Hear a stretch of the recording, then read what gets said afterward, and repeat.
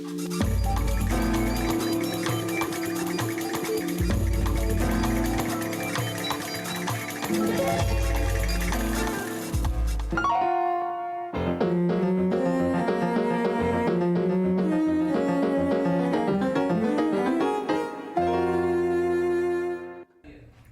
programa de hoje, a gente vai conversar com o poeta Alberto Pucheu, nascido no Rio em 1966, formado em filosofia, doutor em letras e professor de teoria literária na UFRJ. Você escreveu 14 livros, é isso? Deve ter sido, Bia, eu já perdi a conta. Mas eu vi que são 7 de poesia e 7 de ensaios, sendo que o seu primeiro livro de ensaios é de 2007.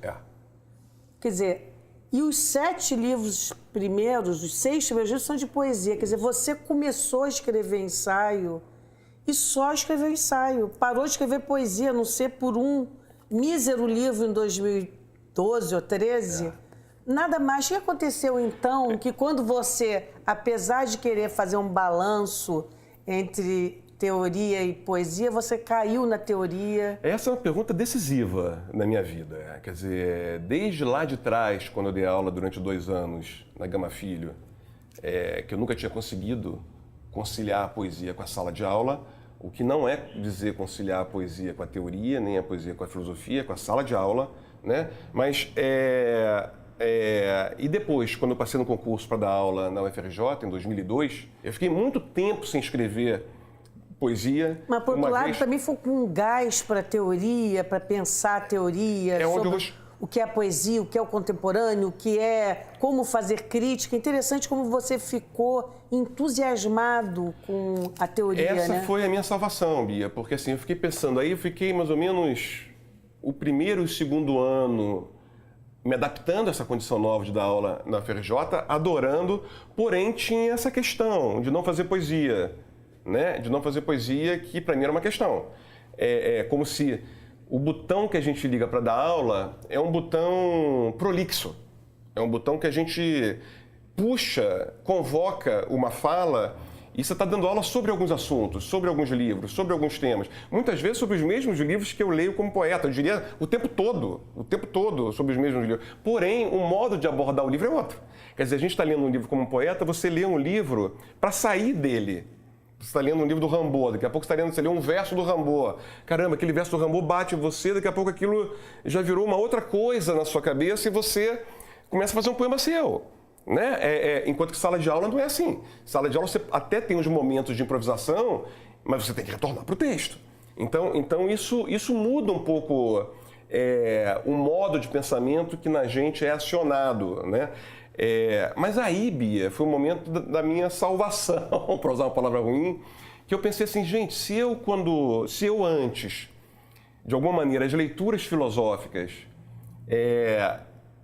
de alguma maneira, interferiam na poesia que eu fazia, interferiam na minha escrita, eram necessárias para a minha escrita enquanto poeta, eu vou fazer o contrário agora, né? Eu vou convocar o poeta para a escrita teórica. E aí, quando eu descobri esse caminho, foi maravilhoso, porque aí foi a possibilidade de eu me manter na escrita no meio acadêmico. Né? Quer dizer, e aí, para mim, já não importa mais. É quando você diz que falar de poesia é poesia.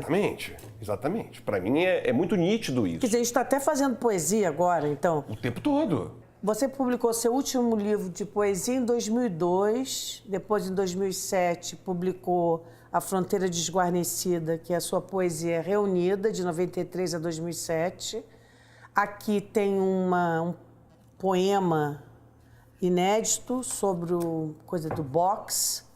E, finalmente, esse livro mais cotidiano que o cotidiano, que traz seus últimos poemas. Eu, antes de entrar na faculdade, antes de 2002, portanto, eu fui fazer boxe. Eu fui ter aula de boxe, né? E era incrível. Por quê? Porque me deu vontade. Eu descobri que boxe ou você faz por excesso ou por carência. Ou seja, por excesso de violência ou por carência de violência. Obviamente, no meu caso, era por carência, né? Mas fui fazer, adoro aquele universo, era uma academia decadente. Mas você continuou com o nariz inteiro. Não, isso só mostra que eu não brigava. Acabei escrevendo uma série de poemas do boxe. Um deles foi publicado na Folha de São Paulo, na época, quando o Popó foi campeão do mundo. Né? E, curiosamente, né, é o poema que termina, a série de poemas que termina a Poesia Reunida. E, curiosamente, 8 anos depois, quando eu volto a escrever poemas, né, por acaso, eu volto a escrever poemas sobre Tolwyn, sobre surf. Quer dizer, o que eu nunca entendi, porque parece que os poemas do boxe poderiam estar juntos com o poema do Tolwyn. São poemas largos, poemas de fôlego mais longos também, né? Um de esportes tema, radicais, né? Exatamente. Essa coisa assim de esporte que você beira uma situação limítrofe da vida, beirando a morte mesmo, nos dois casos. O Tolwyn, quem não sabe, é quando um jet ski leva o surfista até a crista de uma onda enorme para ele descer. É isso, mais ou menos? É isso. Quer dizer, o Tolwyn... Mas você fez isso? Não, Assistiu? Bia. Não. Você não fez o boxe? O boxe eu fiz, mas isso foi, quer dizer... Sei lá, gente. O boxe eu adoraria fazer. Eu vou te contar. O boxe... Quando eu fui fazer o boxe, no caso do boxe... Você podia ter feito poemas de boxe sem lutar. No caso do boxe foi assim, eu fui fazer aula de boxe, academia pequena, incrível, decadente, todo aquele clima.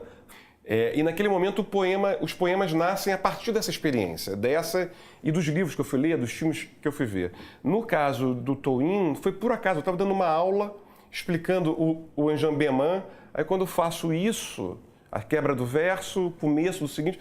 Eu brincando com os alunos, eu faço isso, não, é o mesmo desenho de uma onda, de um surfista numa onda. Aí fiquei com isso na cabeça. Fui para casa e fui ver um desses filmes. Peguei um DVD. Fui para a locadora para procurar um DVD sobre surf e calhou que eu peguei um DVD sobre Tolwyn. E achei maravilhoso aquilo. Quer dizer, o Tolwyn, na verdade...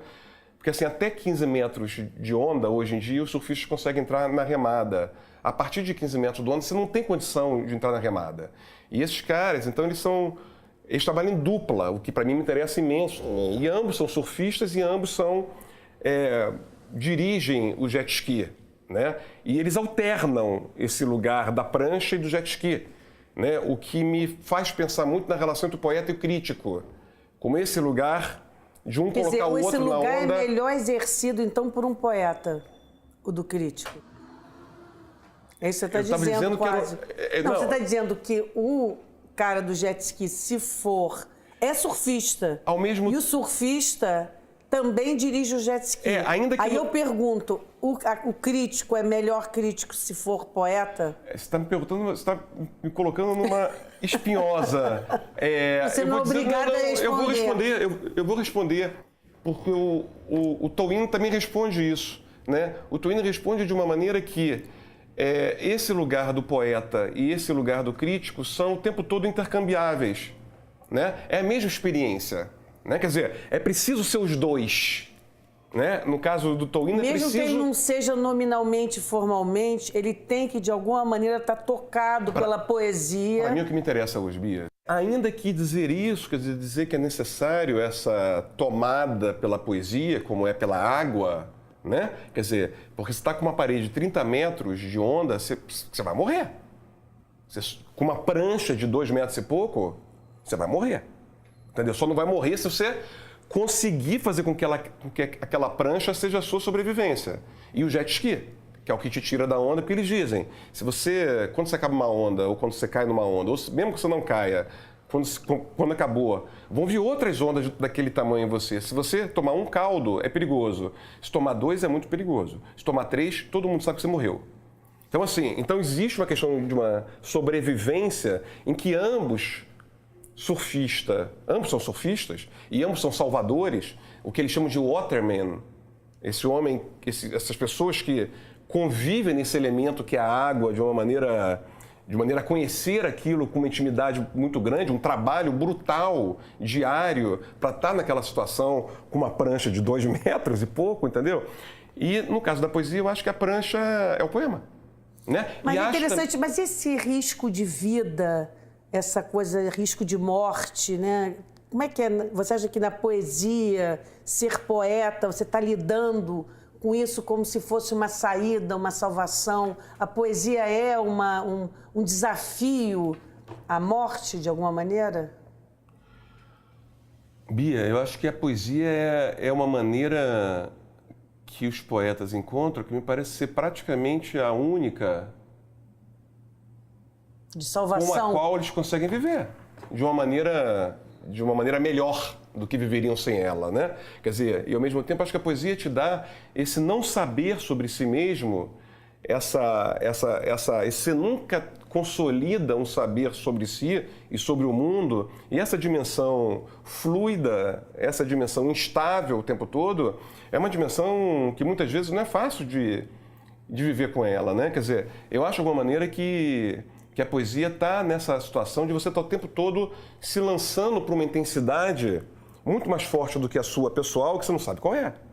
Há uma intensidade da poesia. A gente quando está lendo os grandes caras, ou a gente quando está, sei lá, quando você se abre para uma possibilidade de estar escrevendo, você está se colocando em algo, você está se colocando... Num paredão de 10 metros e vai descer. 30 metros. E que você não dá conta desse... É um paredão muito maior do que você, pessoalmente falando, individualmente falando. Entendeu? Você está lidando com coisas... Você lê Platão, você lê Homero, você lê Shakespeare, você lê Dante, você lê Emily Dickinson, você lê Whitman, você lê Drummond, você lê os filósofos, é muito maior. É um paredão. E mesmo neles aquilo é puro movimento, a poesia não para, o poema não para. Quer dizer, e isso está inteiramente atrelado à vida, né? É a tua vida que está sendo... Não é uma questão verbal apenas, no sentido menor da palavra.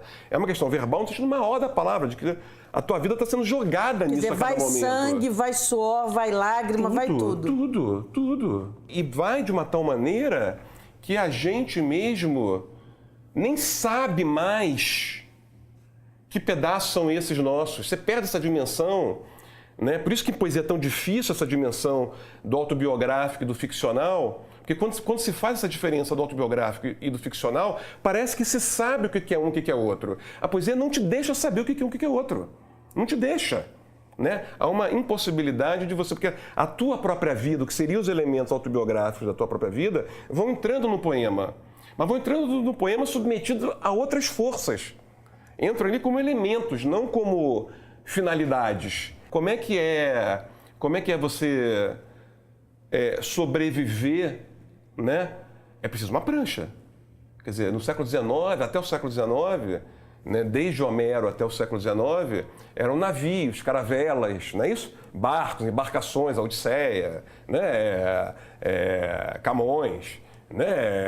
Quer dizer, todo mundo vai se arriscar nesse mar, Vai se arriscar nesse mar. Só que assim, a questão né, Melville, Moby Dick, né? Quer dizer, tem essa coisa da literatura muito forte com o mar que eu acho que é esse informe, né? É isso que é muito maior, é Moby Dick, é a baleia, entendeu? É a maior baleia, né? Assim, só que esses caras do surf resolveram reduzir o barco.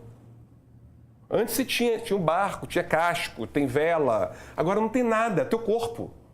E uma prancha, você tem 2 metros que te separam da morte.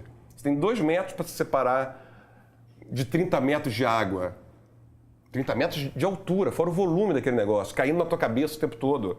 É absurdo. Daí, quer dizer, para mim, o surf acabou virando... Mas você poderia fazer uma analogia entre essa evolução, né, da forma de se ingrar e entrar nos mares, com uma evolução da poesia também, porque a poesia também vai ficando cada vez com menos conforto, digamos assim, menos barco, menos teto, menos chão, menos... A gente poderia fazer... Essa pergunta, tu é linda essa pergunta, né? Assim, quer dizer, E claro que a gente está usando aqui, eu pelo menos, assim, o surf para mim, porque o surf assim, foi fazer... Aí depois que eu escrevi os poemas, eu falei, não, eticamente eu tenho que fazer mais aulas, eu tenho que entrar no mar para pegar onda, né? Mas assim, a tua pergunta é muito boa porque assim, é esse momento ali no século XIX que, por exemplo, que o Whitman vai estourar. A poesia até o Whitman era uma poesia, a poesia escrita pelo menos, né? Até o Whitman era uma poesia metrificada. Chega o Whitman e explode aquele negócio, né? E vai fazer os versos livres, né? E numa intensidade de escrita que para mim é das maiores. Acho o Whitman um dos maiores poetas que eu conheço, assim, né? Você pega, nesse momento do século XIX, essa virada para o século XX, você tem Whitman, Rimbaud, Baudelaire inventando o poema em prosa, Rimbaud levando o poema em prosa ao extremo, em várias situações ali. Quer dizer, você tem esse movimento também da poesia de explodir essa forma dela própria, quase como se fosse a poesia ou o poema querendo se deixar ser mais invadido pelo mar ainda. Vamos misturar mais, em vez de termos aqui um transatlântico, diga-se isso. E a gente olha o mar lá de cima do convés. Diga-se que essas ondas de 30 metros partem transatlânticos ao meio. É uma das questões das seguradoras, por exemplo, é essa. Essas ondas de 30 metros, quando em alto mar, partem ao meio o navio. São essas ondas que esses caras estão pegando. Então, quer dizer, e são essas ondas que a poesia está pegando. Então, quer dizer, a poesia me parece ser, Bia, nesse momento do século XIX, e o século XX também vai ser, achei linda a tua colocação, porque a poesia vai ser, gente, e se a gente diminuir cada vez mais esse barco? E se esse barco... Quer dizer, a fronteira desguarnecendo toda, né? Máximo, é meu corpo agora. Não tem mais uma forma, né? Por isso eu estava dizendo antes, entendeu? Assim, quer dizer, é quase como se a poesia contemporânea, e aí eu já estou dizendo o ensaio contemporâneo, já não sei mais, porque isso não é uma questão de forma, isso não é uma questão de uma delimitação de um barco, entendeu? Assim, o que eu estou querendo dizer o que me parece que foi tentado é de que modo que a escrita pode ser uma escrita quase que puramente intensiva, quase que puramente da intensidade, quase que puramente do informe, né? De que modo que isso que a gente chama de forma é um mínimo para permitir esse contato maior ao extremo com o informe.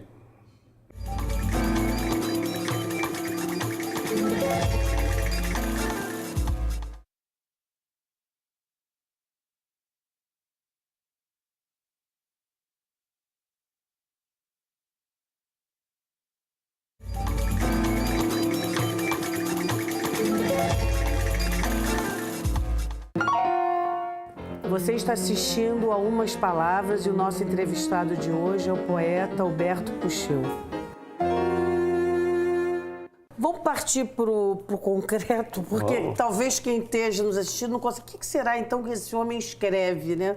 Eu vou te pedir para ler um que é mais lírico, mas que também é muito significativo na sua obra, que são poemas escritos no meio do Vale do Socavão, que desde o seu primeiro livro de poesia, o Vale do Socavão é um lugar em Teresópolis onde você vai com frequência e que eu acho que não tem livro que ele não apareça. Então vamos ao Vale do Socavão, nova versão do último livro. Vamos lá. Pronto. É o número 1 de uma série, né? Quer dizer, poemas escritos no meio do Vale do Socavão. É bem verdade que continuo ainda fazendo livros, mas hoje minha arte, minha vida é habitar um lugar, tornando-me mais um pouco pedra, árvore, montanha, floresta, tornando-me verde e também azul, sol e neblina espessa, ar, noite, estrelas, os desenhos das constelações e os espaços que os apagam. O olhar de algum animal silvestre que subitamente me olha, não me deixando saber o que vê. Tornando-me oco, cavo, vão, por onde as águas correm. E para, na medida do possível, ser sincero, lhes digo que mesmo a água que corre não é mais do que um nome ainda necessário para nos manter aqui juntos. Puxeu, você nesse livro está mais ligado à natureza, floresta, campo, do que nos outros, que parece que a cidade era mais forte, né? Quer dizer, isso talvez seja biográfico, você está ficando mais lá no Socavão do que nunca, né? Isso se reflete no seu livro. Isso para mim é curioso também, porque eu tenho uma poesia bastante urbana, de modo geral, né? Quer dizer, Na Cidade Aberta é o título do primeiro livro, uma parte do segundo, outra parte do terceiro. Sebastianópolis é um poema para mim que foi importante, essa coisa da cidade de São Sebastião, né? Sebastianópolis, né? Um dos nomes do Rio de Janeiro. E ao mesmo tempo tem esse lado do Vale do Socavão, que para mim é um lugar importantíssimo. Esse momento desse livro foi um momento que eu passei praticamente a morar lá também. Então tem vários poemas que surgiram não apenas com o Vale do Socavão como tema, mas que surgiram lá. E que o fato de terem surgido lá já dão também uma outra dimensão ao poema também, né? Eu sou muito atravessado pelo fora, eu sou muito atravessado pelas alteridades. Essas alteridades podem ser pessoas, essas alteridades podem ser os livros, essa alteridade é certamente também, ou são certamente também, os lugares. Você é tão entusiasmado, eu estou lembrando que você disse uma vez que estava lendo Os Sertões e começou a chorar. O tempo Quer dizer, todo. você, o cara, é o apaixonado, né? Que se deixa afetar pelas coisas, né? E a poesia parece ser uma necessidade de lidar com esse extravasamento que, né, eu acho que a poesia também é um caminho dessa alteridade, né? Assim, acho que a poesia é um caminho desse se deixar afetar pelo outro. Quer dizer, eu acho que a gente vive no Brasil hoje, e no mundo, certamente, uma grande crise que é a crise da alteridade, né? E acho que exatamente esse momento em que há uma crise da alteridade, talvez seja a poesia quem possa nos dizer coisas, porque a poesia é aquela que lida com a alteridade desde sempre. A poesia é a alteridade, seja a musa em Homero, seja o Platão dizendo que o poeta é fora de si, seja o Keats dizendo que o poeta é sem identidade, seja o Rimbaud dizendo que eu é um outro, seja o Pessoa com os heterônimos, né? Seja a poesia do século XX inteiro, seja o Barthes falando da morte do autor, seja o Foucault falando da função... Ou sejam os anônimos. Os anônimos. É tão bonito esse seu trabalho com os grafites que você foi fotografando e foram te mandando das cidades, né? Que você fez uma exposição. Conta pra gente essa ideia de escolher algumas coisas tão poéticas. Bia, isso começou de uma maneira puramente apaixonada. As pessoas somos nós, é demais, né? É demais. Isso em Portugal, que é quando começa, não com essa especificamente, mas eu estava em Portugal, em Lisboa, durante 12 ou 13 dias, pesquisando sobre um poeta que, para mim, é um poeta dos que eu mais amo, que é o Luís Miguel Nava, que eu acho um dos grandes poetas da nossa língua das últimas décadas. E eu adorava me perder na Alfama e na Moraria. Ia para lá, ficava andando. E como lá não sabia caminho de nada, eu ia andando, ia me perdendo por ali. Né? Ficava muito tempo lá nas bibliotecas e na Alfama. E uma hora eu me deparo com uma frase de rua escrito distorção de possibilidades. Eu falei, gente, o que é isso? Sabe assim, distorção de possibilidades é Aristóteles, poderia ser Aristóteles, né? Mas isso vindo de um anônimo da rua. E eu tirei uma foto com uma maquininha simples minha, digital, porém simples. Tirei a foto, simplesmente para trazer comigo essa frase, trazer no bolso, perto do coração, né? E depois continuei andando em Lisboa e fui encontrando outras incríveis. As pessoas somos nós. Tem um que a direção não tem sentido. Como é que é? Não, pois é. Tem direção. E aí eu estava em Portugal e falei, gente, mas os grafiteiros em Lisboa são incríveis. Que grafiteiros incríveis. Achando que era algo da cidade. E volto para o Rio de Janeiro. E a Gabi, que é minha namorada, mora em Santa Teresa. E logo que eu volto, eu vou na casa dela e... na esquina da casa dela tem um portão que estava escrito o sentido não tem direção. Ah, incrível isso. Que é essa que estava se referindo. Eu falei, gente... aqui também, né? Aqui também. E aí não parou. Aí virou uma obsessão, virou um modo de olhar a cidade. Quer dizer, essas frases completamente poético-filosóficas, porque são frases não são versos, não são textos críticos, são intervenções de escrita no meio do nosso percurso, inteiramente, digamos assim, pós-autonômica, não mais a arte que tem um lugar de uma autonomia daquilo que é a arte se dá no livro, a arte se dá no teatro, a arte se dá... Não, se dá... Não há lugar, é na rua. Né? E nesse sentido, quer dizer, sendo na rua, sendo na cidade aberta, é uma intervenção política. E me passava muito assim essa coisa de como que ler essas frases é aprender a ler o corpo da cidade. Não dá para não ler essas frases, não dá para não ler os grafites de rua, né? Porque de alguma maneira é a cidade falando. Porque aí eu fui escrever a partir delas.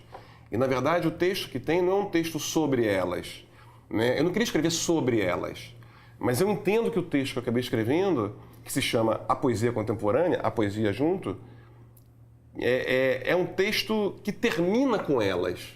É um texto todo construído para que elas sejam o final do ensaio, né?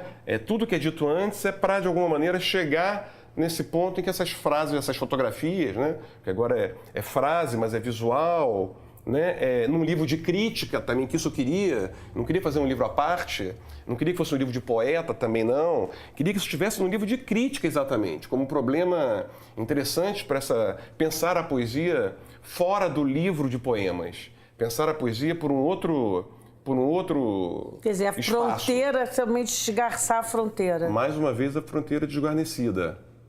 Bom, a gente teria assunto para milhões de outras coisas, mas olha, te agradeço muito, muito interessante tudo isso.